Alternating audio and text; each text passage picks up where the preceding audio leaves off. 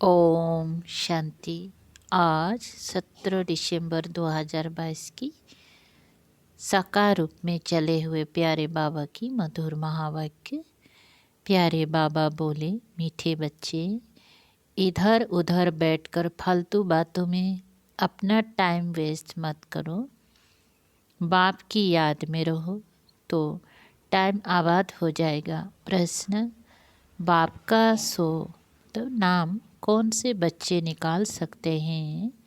उत्तर है, जो बाप समान सेवा करते हैं। अगर हर कर्म बाप के समान हो तो बहुत बड़ा फल मिल जाएगा। बाबा, हम बच्चों को आप समान बनाने के लिए पुरुषार्थ करा रहे हैं। दूसरा प्रश्न, अंतर्मुखी किसी कहेंगी? तुम्हारी अंतर्मुखता निराली है, कैसे? उत्तर, सोल कॉन्शियस होकर रहना ही अंतर्मुखी बनना है। अंदर जो आत्मा है उनको सब कुछ बाप से ही सुनना है। एक बाप से ही बुद्धियुक्त गुणवान बनना है। यही है निराली अंतर्मुखता। गीत। ओम नमः शिवाय। ओम शांति। मीठे मीठे शिकलधे बच्चों ने ये गीत सुना, बाप की महिमा सुनी और बाप की महिमा का फल फिर बच्चों को मिल रहा है और बच्चे फिर बाप का सो करते हैं, परंतु सो तब करेंगे जब उन जैसी सर्विस करेंगे, वह फल भी भारी पाएंगे। अब तुम बच्चे प्रैक्टिकल में हो, भगत सिर्फ गाते रहते हैं। तुम जानते हो बाप दादा संगम पर हमारे सम्मुख बैठे हैं। बाप जरूर दादा के तन से ही बताएगा। ये बच्चों को पक्का निश्चय है कि हम पुरुषार्थ कर अवश्य बाप समान बनेंगे। बाप पतित पावन ज्ञान सागर हैं, उससे तुम पतित पावनी ज्ञान गंगाएं निकली हो। गंगाएं क्यों कहा जाता है? क्योंकि तुम सब सजनियाँ हो। सबको हम ज्ञान गंगा ही कहेंगे। बच्चों को नशा चढ़ता है कि हम श्रीमत पर सारे विश्व के मनुष्य मात्र को सुख दे सकते हैं जो और कोई नहीं दे सकता। अब बाप आया है सबको सद्गति देने और दिलाते भी हैं बच्चों द्वारा, क्योंकि करण करावनहार है ना, तो ऐसे बाप की श्रीमत पर जरूर चलना पड़े। बाप कहते हैं, जो करेगा और जितनी सर्विस करेगा वही 21 जन्मों के लिए ऊंच प्रारब्ध पाएगा, परंतु तकदीर में नहीं है तो कुछ करते नहीं हैं। है बहुत सहज। दिन प्रतिदिन बाप बहुत अच्छी अच्छी पॉइंट्स देते रहते हैं और बाप कहते हैं, जितनी झोली भरनी हो उतनी भर लो। यह मालूम भी अपने को पड़ सकता है कि हम अपनी झोली अच्छी रीति भर रहे हैं या कहाँ टाइम वेस्ट करते हैं। भक्ति में तो बहुत टाइम वेस्ट किया, एनर्जी वेस्ट की, पैसे भी बर्बाद किए, तो मेहनत भी बर्बाद की। देखो कितनी मेहनत करते हैं, जब तब दान तीर्थ आदि कितना करते हैं।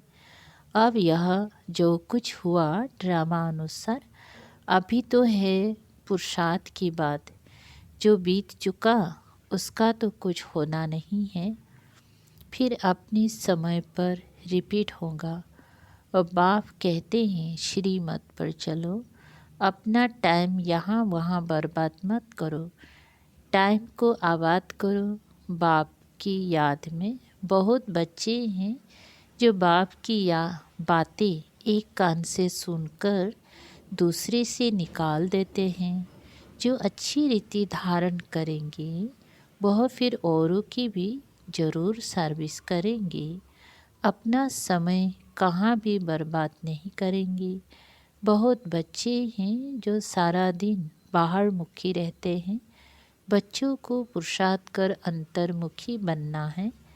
अंदर आत्मा है ना, यह निश्चय करना है कि हम आत्माओं को बाप समझा रहे हैं कि बच्चे तुमको सोल कॉन्शियस होकर रहना है।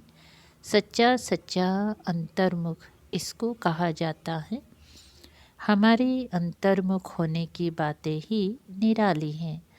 अंदर जो आत्मा है उनको सब कुछ बाप से ही सुनना है। बाप प्यार से बच्चों को बार बार समझाते हैं। माता पिता और भी जो अनन्य भाई बहन हैं, जो अच्छी सर्विस करते हैं, उन्हों से तुमको सीखना है। भल थोड़े बहुत अवगुण तो सभी में अभी हैं, गाते भी हैं कि मुझ निर्गुण हारे में। अभी तुम बच्चों को गुणवान बनना है, सो तब बन सकते हो जब बाप के साथ बुद्धि योग होगा। माया तो बहुत भटकाएगी। बच्चे गिरते और चढ़ते रहते हैं। जो बॉडी कॉन्शियस रहते हैं वह गिरते रहते हैं। जो सोल कॉन्शियस रहते हैं वो गिरते नहीं हैं। वो बाप से अंजाम वायदा करते हैं कि हम यह काम करके ही दिखाएंगे, पूर्ण पवित्र ही दिखाएंगे ना, पूर्ण पवित्र बनकर ही दिखाएंगे। अंदर में यह पक्का निश्चय करना चाहिए कि हम बाप से पूरा पूरा वर्षा लेंगे, कहाँ भी फालतू टाइम नहीं गंवाएंगे। बच्चों को शरीर निर्वाह भी करना है।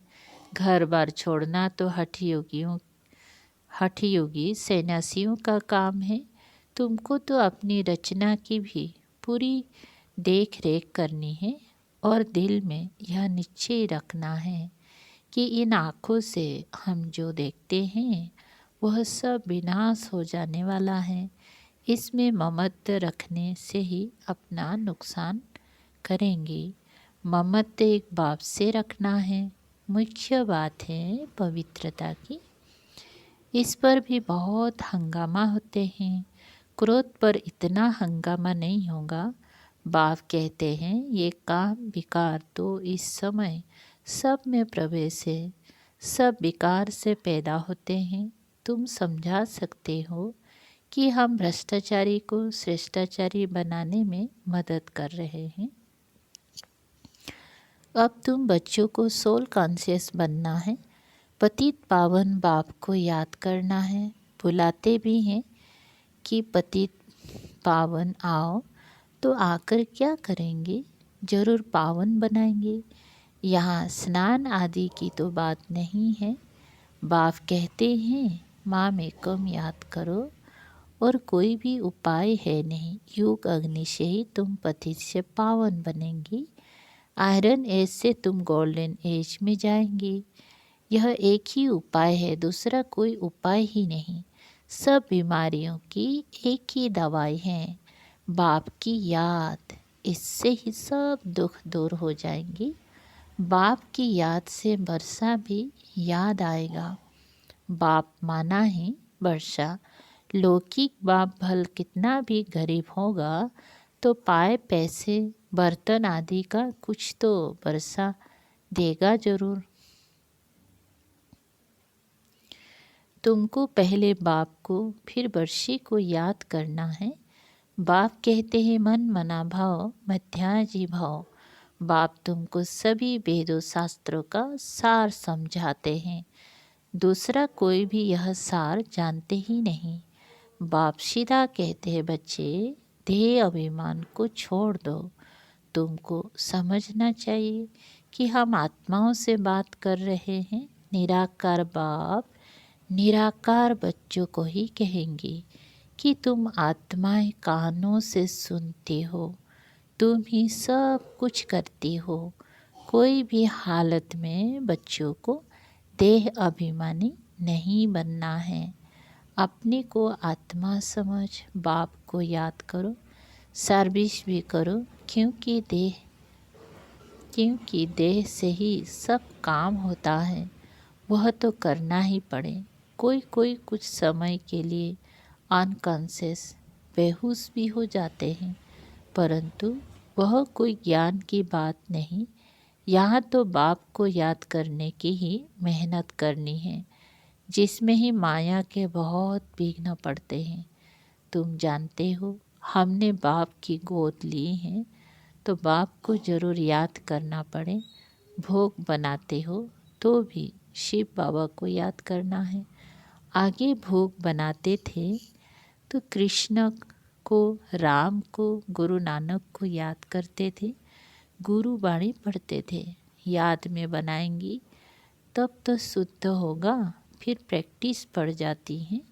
यहाँ भी बाप की याद की प्रैक्टिस पड़ जानी चाहिए।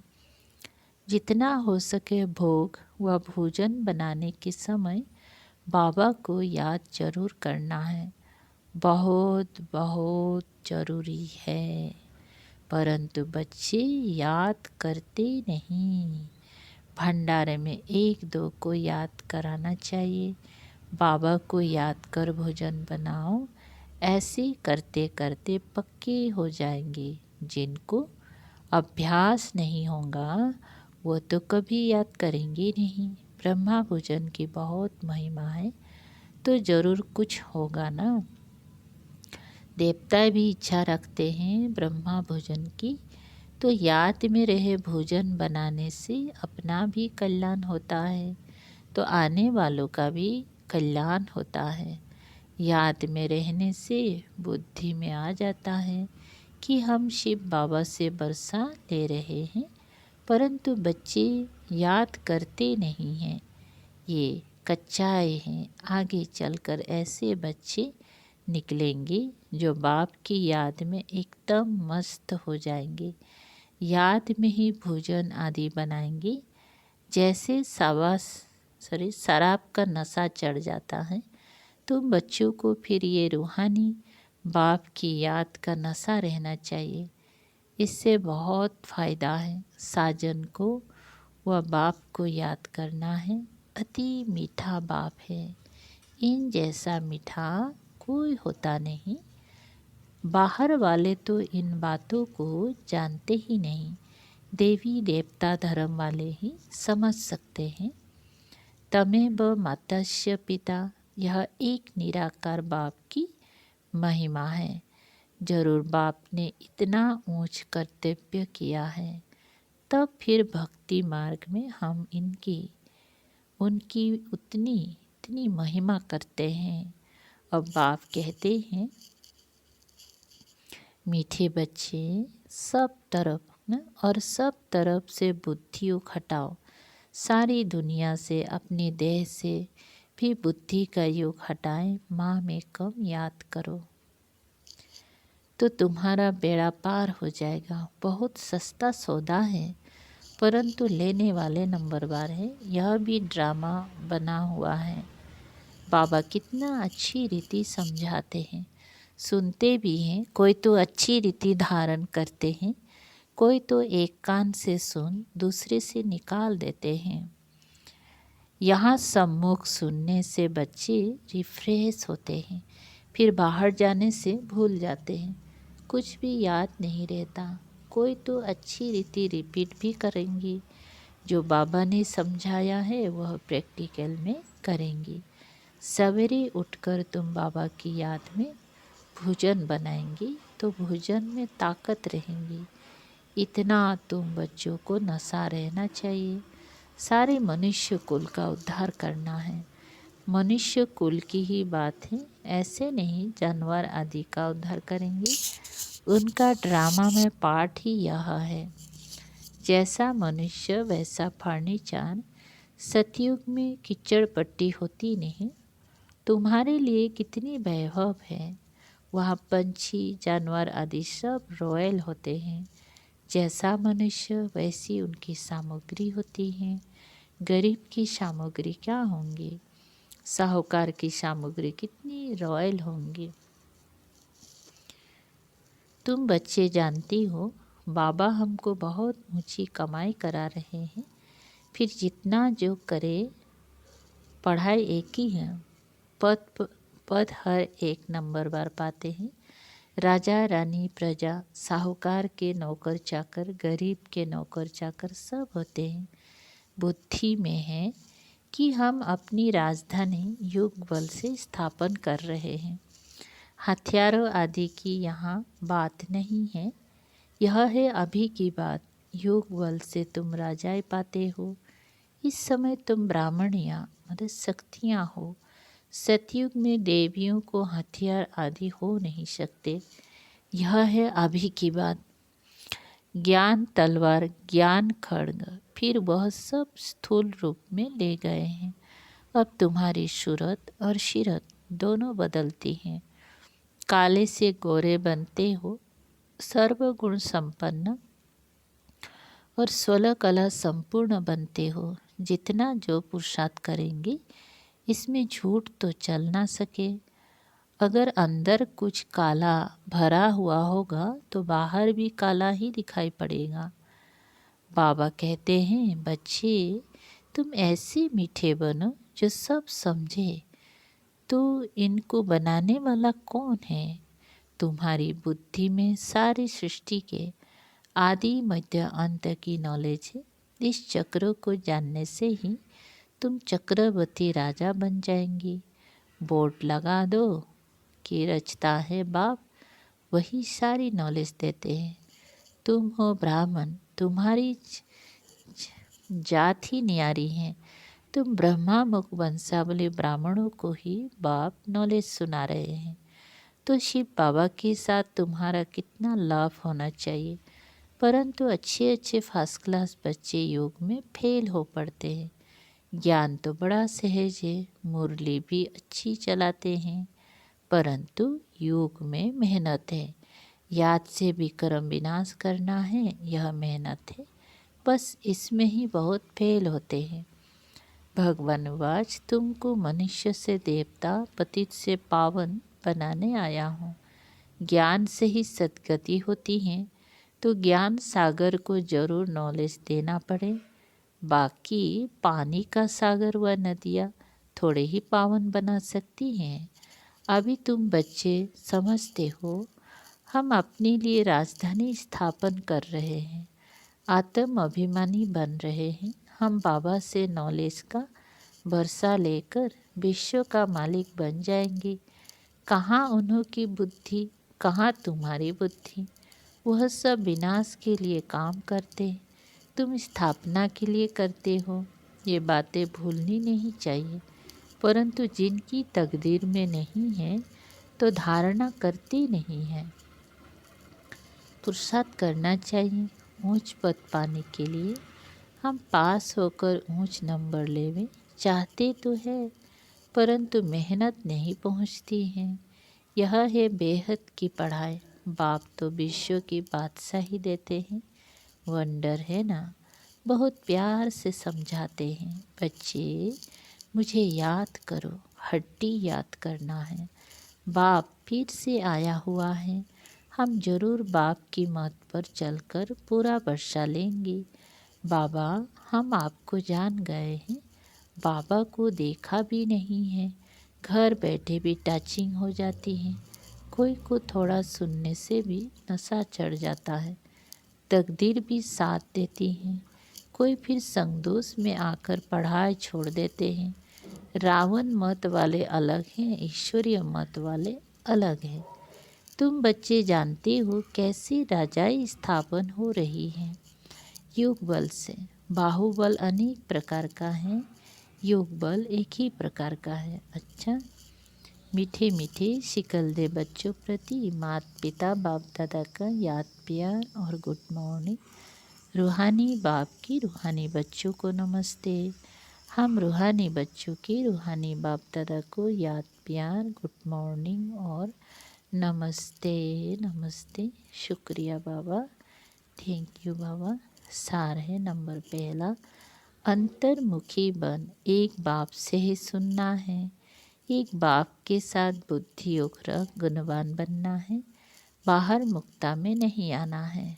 2, रूहानी बाप की याद के नशे में रहे, भोजन बनाना व खाना है, पक्का योगी बनना है। वरदान, स्वराज्य की स्मृति द्वारा तूफानों को तोहफा बनाने वाले अखंड सुख शांति संपन्न भव। विस्तार। अखंड सुख शांतिमय संपन्न जीवन का अनुभव करने के लिए स्वराज्य अधिकारी बनो। स्वराज्य अधिकारी के लिए तूफान अनुभवी बनाने वाली उड़ती कला का तोहफा बन जाते हैं।